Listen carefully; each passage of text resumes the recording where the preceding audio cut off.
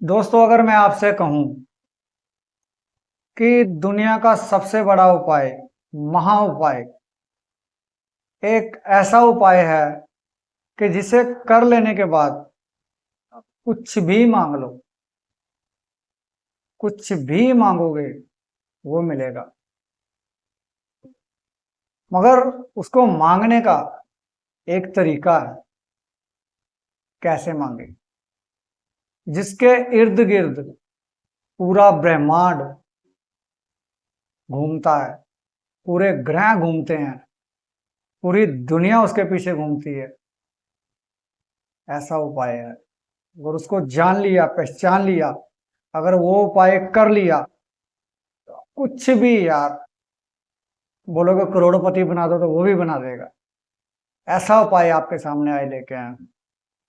नमस्कार दोस्तों, मेरा नाम है हरजिंदर कुमार और आज मैं बात करने आया हूँ एक महा उपाय की।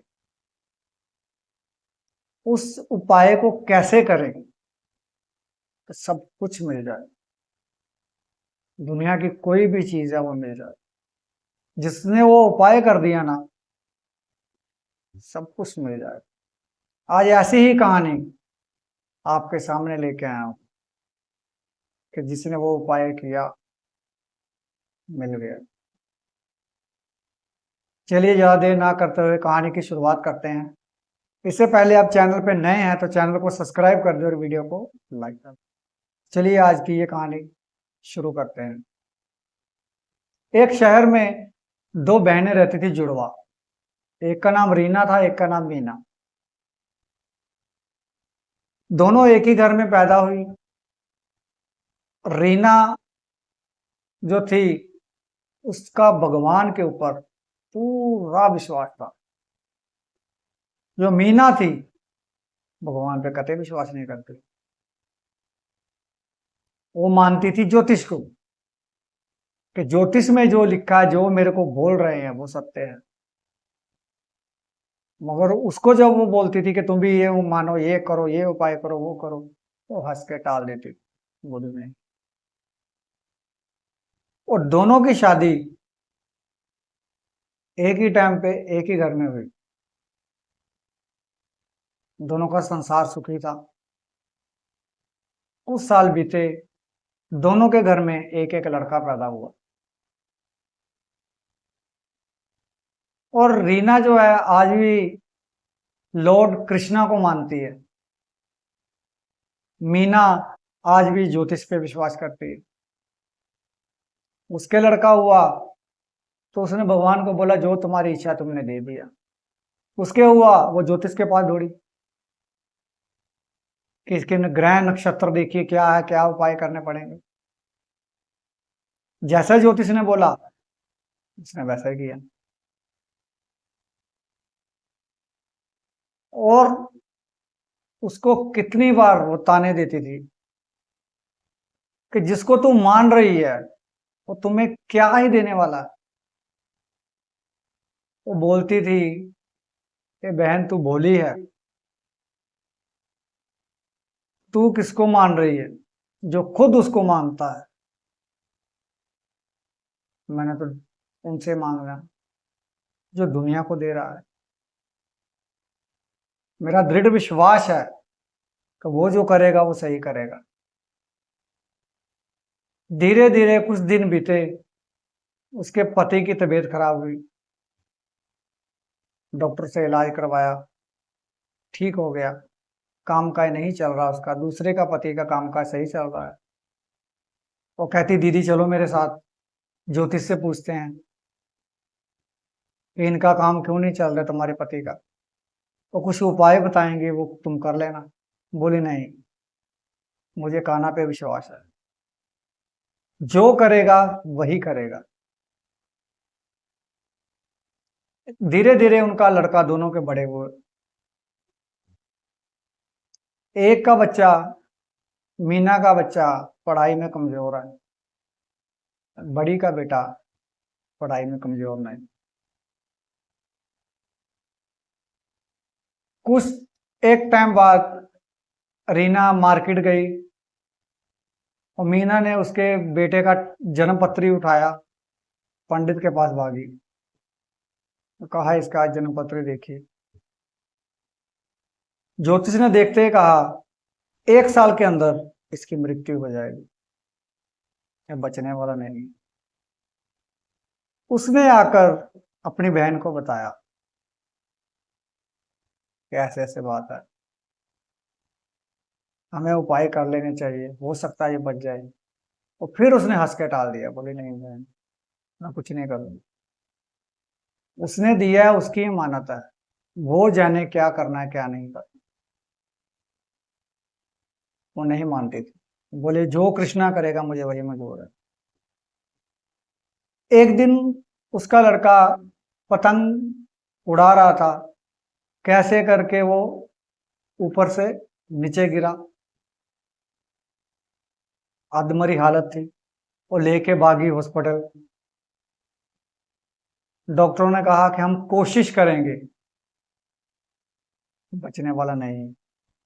छोटी ने कहा कि देखा, मैंने तुम्हें पहले ही बोला था, तूने मेरी बात का विश्वास नहीं किया। उन्होंने कहा ये 1 साल का ही मेहमान है, अभी 1 साल खत्म होने वाला है।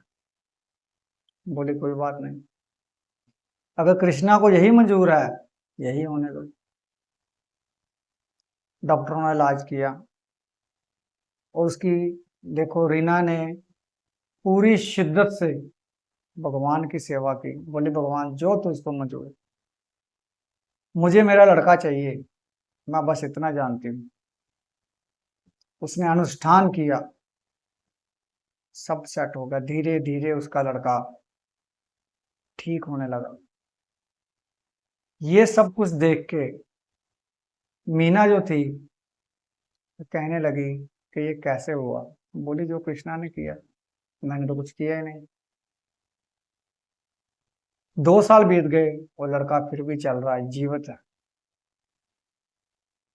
मीना फिर ज्योतिषी के पास गई, कुंडली दिखाई।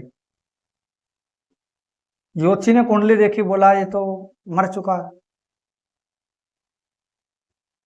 बोली आप क्या बात करते हो, वो तो आज भी जीवित है।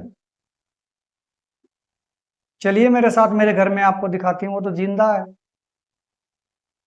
उन्होंने फिर कुंडली का विश्लेषण किया तो कहा कि ये वो लड़का मर चुका है, ये कोई और है, उसमें आत्मा का किसी और का वास है। बोली नहीं, वही है। पंडित ने जब जाके देखा तो लड़का तो जिंदा है। उसने सोचा मेरी कुंडली विशेषण गलत है। उसने कहा कि इसके आगे तो हम भी हाथ जोड़ते हैं। उसने लड़की से पूछा कैसे बचाया। उसने पूरी बात बताई कि बचपन से लेके आज तक मैंने जो भी मांगा इनसे मांगा, और मैंने पूरे हक से इन्हें कहा कि मुझे ये लड़का मेरा चाहिए। उन्होंने वापस लौटा दिया। आपने तो कहा था 1 साल बाद चले जाएगा, मेरी बहन ने मुझे बताया। वो हाथ जोड़ के वहां से पंडित निकल गया। उसकी बहन ने उसके आगे हाथ जोड़े कि मुझे माफ कर दो, मैं नहीं जानती हूँ कि कृष्णा इतने पावरफुल। इस कहानी के माध्यम से आप क्या समझते हैं कि अगर हम पूरी निष्ठा से, मैं ये नहीं कहता कि आप कृष्णा को मानो, आप जिस भी भगवान पे आपको विश्वास है, अगर दिल से आप उससे कुछ मांगते हो तो पूरे ब्रह्मांड ब्रह्मांड उनके अंडर है, पूरे ग्रह नक्षत्र उनके अंडर है। तो क्या वो आपके ग्रह सेट नहीं करेंगे? हाँ, मैं ये बात मानता हूं कि थोड़ी दुख, थोड़ी तकलीफें आपको आएंगी, वो समझाते हैं कि ये रास्ता तेरे लिए गलत है, इस रास्ते पे चल, तुम्हें सब मिलेगा। इंसान की आंखें खोलते हैं, ये तेरे लिए सही है, ये तेरे लिए गलत है। अगर जब सब कुछ हम उन पे छोड़ देते हैं, अपने आप को सरेंडर कर देते हैं कि जो करेगा तू करेगा, मैं कुछ नहीं जानता, जो रास्ता है तू दिखा, मैं यहां तक पहुंचना चाहता हूं, तो आपको खुद उंगली पकड़ेगा, वहां तक लेके जाएगा। इससे बड़ा उपाय क्या है? जिसको वो मिल गया, सारी दुनिया किससे मांग रही है? उससे। तो हम किससे मांगे? उसी से मांगेंगे। वो देगा तो कभी सुनाएगा नहीं कि मैंने तुम्हें इतना दिया। अगर किसी यार ने कभी, रिश्तेदार ने अगर तुम्हें दे दिया तो वो 50 बार आके सुनाएगा कि इस वक्त मैंने तुम्हारी मदद की, मगर वो कभी जताता नहीं। इससे बड़ा उपाय कोई नहीं। अपने आप को सरेंडर कर दो उसके आगे, फिर देखना वो कौन सा रास्ता तुम्हें दिखाता है, कहां तक लेके जाता है, सब कुछ दे देगा। आप बोलोगे बस, वो बोलेगा और ले। इतनी पावर है। कभी करके तो देखो। आपको इस स्टोरी के माध्यम से क्या समझ आया, मुझे कमेंट करके जरूर बताना। नमस्कार।